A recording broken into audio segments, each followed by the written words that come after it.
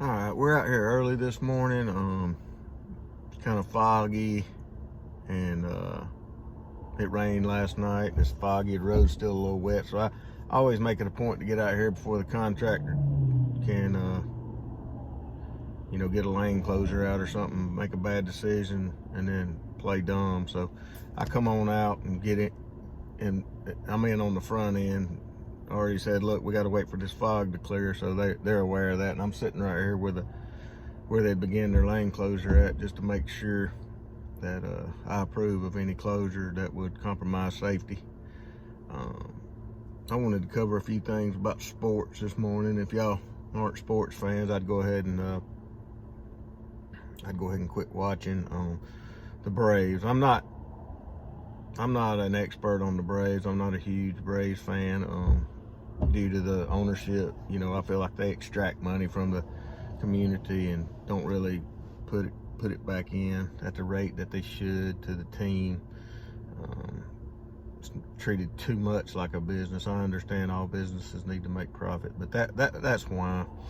But that team they're tough and they're resilient and they got good players. And I was just thinking about their infield on the way over here and how good it is. I mean, how could you get much better than Riley, Swanson, Albies, and Freeman, and then Arnaud?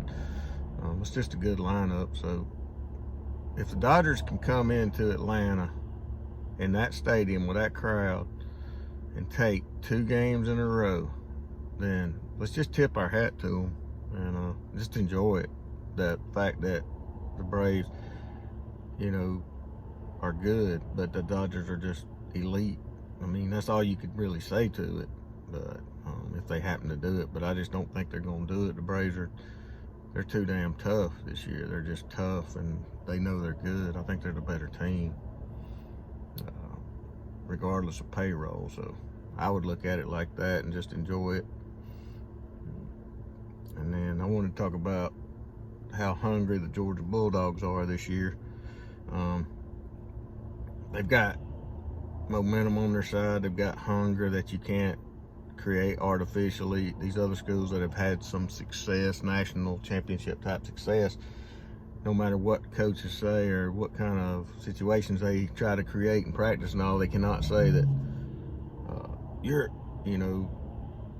in the back of their minds they've won a championship or whatever. So they're not quite as hungry as this team is hungry, and they are so good, on defense.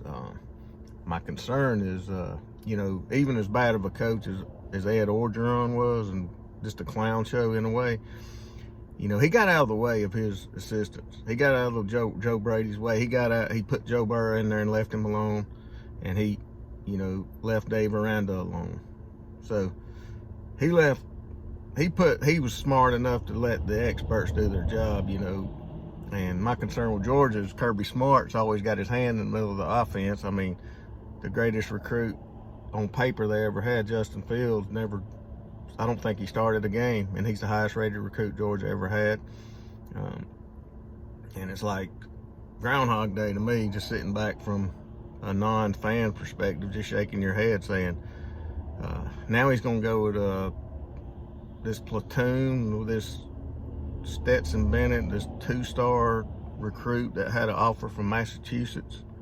And you got Carson Beck, 4-star, sitting on the bench, just wondering what the hell's going on. You got Brock Vandergriff sitting on the bench, wondering what the hell, when am I going to get to play? And then you got Gunnar Stockton, who's, sitting back going, am I really going to go here and get in line with the decisions this coach makes at quarterback? So, I mean, I'm shaking my head. I'm seeing a train wreck coming. I'm seeing Oklahoma or Alabama or somebody just putting up enough points to beat you.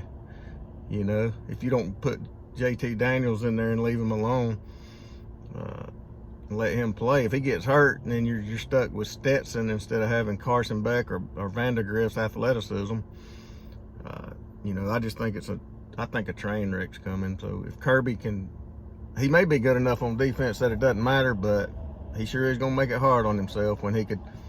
Saban learned the hard way. He said he was hard-headed like that, and I'm surprised Kirby hadn't observed it and, finally converted to a more wide open type mentality on offense. He's got the perfect example of but he's still thinking like it's 1985 and Ert Russell's headbutting helmets, and that's how he wants his defense to be. Well, that just ain't gonna happen. Somebody's gonna exhaust this defense. It's probably gonna be Oklahoma or Alabama with these quarterbacks that can move, and you're gonna be in a damn shootout that you shouldn't have to be in if you'd let JT Daniels loose and throw it all over the field. So this is a long video. Road Building 99's on the side of the road taking care of business, and I am out.